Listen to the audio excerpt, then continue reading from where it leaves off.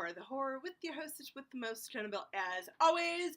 So it is the time for my list of what I think is some of the most underrated horror movies, in my opinion.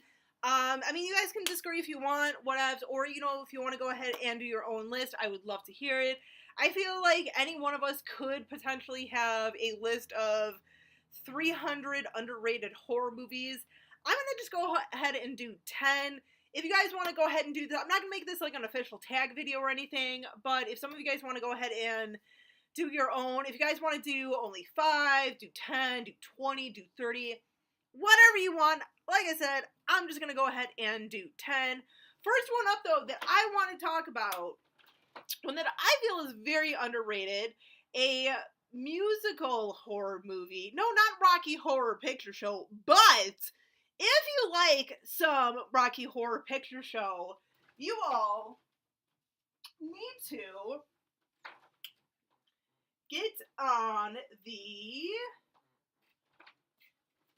bandwagon for Phantom of the Paradise. Now, I know some of you guys, I know this does have kind of like a cult following and everything, but for those of you who have not seen this or has been under your radar, has gone under your radar, check this one out. Oh my goodness, only in this movie will you see an injury due to a vinyl press. Yes. So let me tell you, oh my god, you need to watch this. I'm just saying, like I said, if you kind of liked Rocky Horror Picture Show, something that's kind of different, kind of quirky and stuff, check this one out. Check it out. Alright, so number 9. The next one up is one that I don't own, but I've seen a few times because I've checked it out from my library. It was a made-for-TV movie back in the day called Dark Night of the Scarecrow. Now, let me tell ya, it's pretty cheesy, pretty low budget. I mean, like I said, it was a TV movie, made-for-TV movie, but, I mean, we all have seen plenty of different made-for-TV movies that, a lot of them do kind of hold, like, a special place in our heart, whether it's the first mini-series of It, to The Stand, to the Dummy Knockers, to if there's anything else. And no, this is not done by Stephen King, by the way, because I know I just realized I listed off a bunch of Stephen King stuff. But, I mean, he was kind of like the king of, like, made-for-TV stuff, whatever. But anyway, so we kind of know, like, sometimes some of these made-for-TV movies, they're a little bit cheesy, we're a little more forgetting about them, but, we know that some of them actually are pretty decent. This is an excellent one, a nice little, like, revenge-type movie, too, so gotta go for it. Number 8 is actually a sequel, one that I know I've talked about a few times on my channel. I know the first one a lot of people do love, other than, like, My Sister from Another Mr. Jen, I don't usually hear a lot of people talking about the sequels or anything, especially the second one, and that is Sleepaway Camp 2, Unhappy Campers. Now, here's the thing with Sleepaway Camp, especially the sequel, especially the second one. I know I've gone in depth before about this. I probably will soon, within the next few months, probably do another franchise, an appropriate franchise review, I should say, of the series. But especially like the second one, after the first one, is the only other one in the series I feel that has a lot of social commentaries that a lot of people overlook. Because it's such a silly, cheesy movie and everything that I think a lot of people forget just kind of what it says on a lot of things, especially like transgender and changing sex and everything, and just many different things and everything. So, but yeah, like, definitely very underrated in my opinion. I'm just saying. Next one up that I feel like, once again, a lot of people kind of overlook. I feel like it's been getting more love over the last few years, but I remember I came across this movie probably a good almost 10 years ago. I was going to say almost 10 years ago. So like uh like roughly before I started at Target, a couple of years before I started at Target. I actually saw this movie at Target. Yeah, back when we actually had more of a selection. I was like, I'm gonna pick this up. And I was not disappointed. If you love humor in your horror movies, you guys need to watch Chillerama. Oh my god, and it's an anthology movie. Oh my god, the first actual segment or story itself with that giant sperm. Yeah, I just said a giant sperm. Yeah, dude. I want the giant sperm versus Chucky or Leprechaun. I'm just saying, let's make that happen. Come on, Adam Green, let's do this. Just saying, you need to watch this because, like I said, it's funny, it's hilarious, it's got some suspense and everything. It just has something for everyone in this movie. I'm just saying. So I just put that in the wrong spot. But let's carry on. Let's carry on. Number 6, one that I have talked about so much on this channel. I think I'm the only one who ever talks about this movie.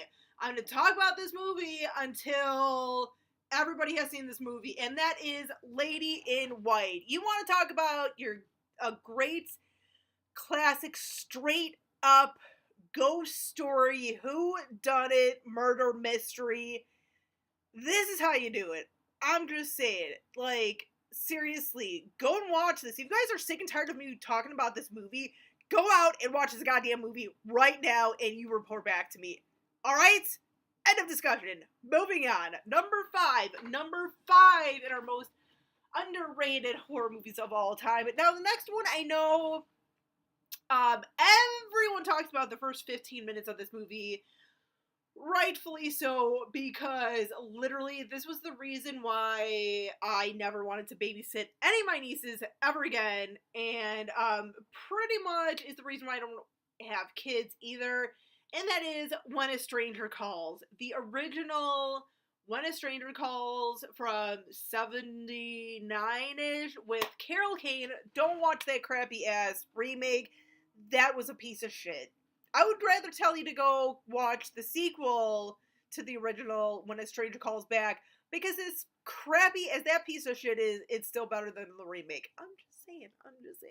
But no, the original, oh my goodness. So, first 15 minutes, like I said, is the only thing anyone ever discussed about that movie. But the rest of the movie with, you know, the story and everything, and trying to find this guy and keeping tabs on this guy and all this, and then coming back around with Carol Kane's character. Brilliant. You need to watch it. For those of you who have not watched the original When a Stranger Calls, go watch it right now.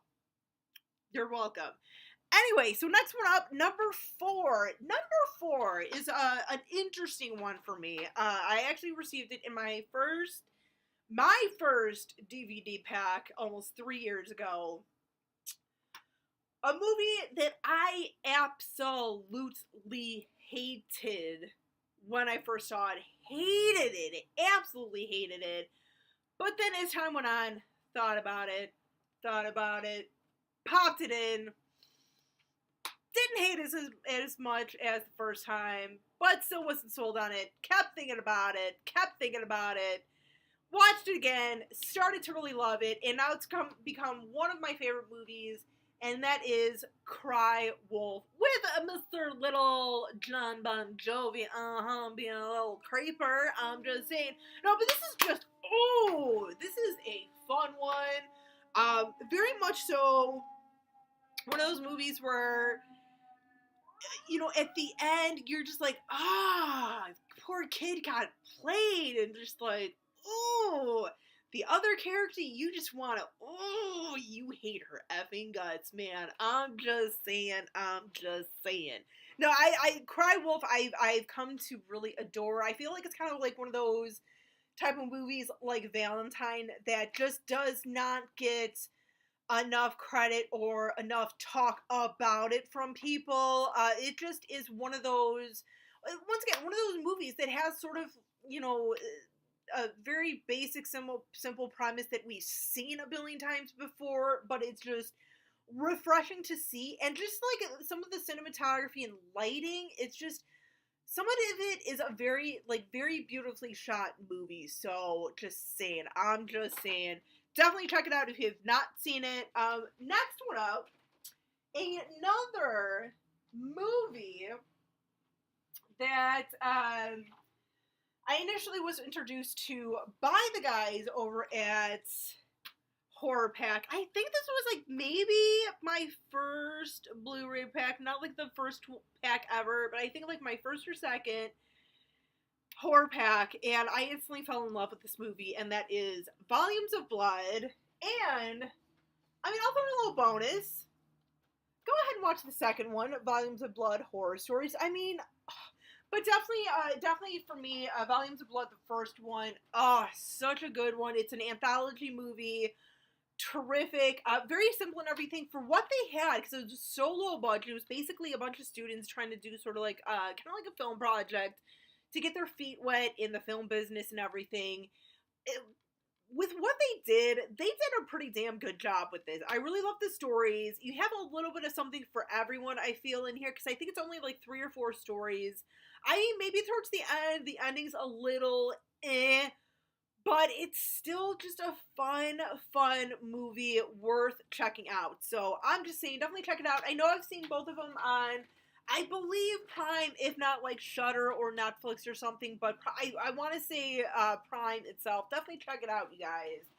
Fun one. And it also makes you kind of not want to drink energy drinks, because I know every time I grab an energy drink, I kind of think of that one story in it, so you'll know what I'm talking about when you see it.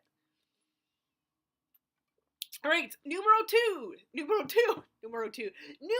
dos is actually very appropriate, because I'm actually wearing the shirt from it. WNUF Halloween Special. I've talked about this movie before. I've talked about it a few times, mentioned it a few times.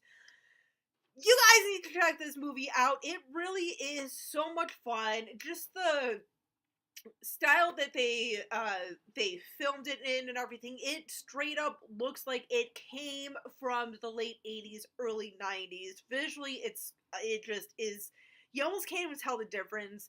I feel like it took some inspiration from the Tales from the Crypt episode Television Terror with Morton Downey Jr. and everything, but flipped it a little bit, did some more things about it. And basically, if that episode were to have been a movie, it basically probably would be this without Morton Downey Jr. So I'm just saying, but no, it's definitely odd. Like, I cannot talk about this movie enough, you guys. I really can't. I know they're trying to get some fundings for a sequel to it and everything, which I'm pretty excited about. I was happy with the first one. I was not expecting the second one, so I'm super stoked about it. Definitely check out WNUF Halloween Special. You will not regret it.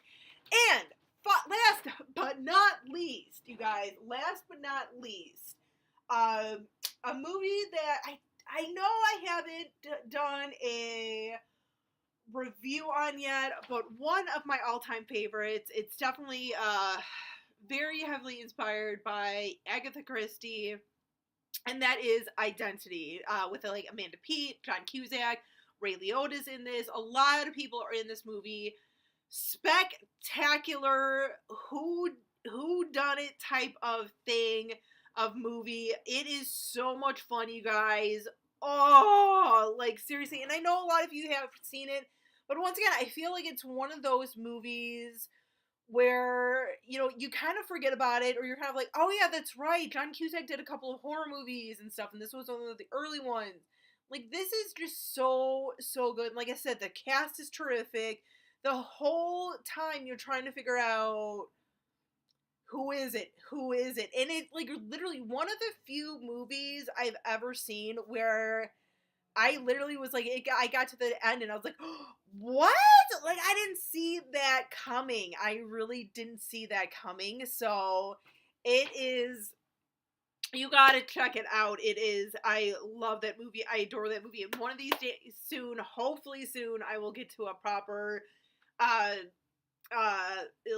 review for it. I don't know what that was, but anyway, But there are my list of some of the, what I think are the underrated horror movies. So let me know what you guys think. Like I said, I'm not going to make this really an official tag, but for those of you who are interested, who want to do it, I want to hear what you guys have to say about it. What do you guys think are some of the most underrated movies of all time? Till next time, as always, stay creepy, classy, and a little bit sassy.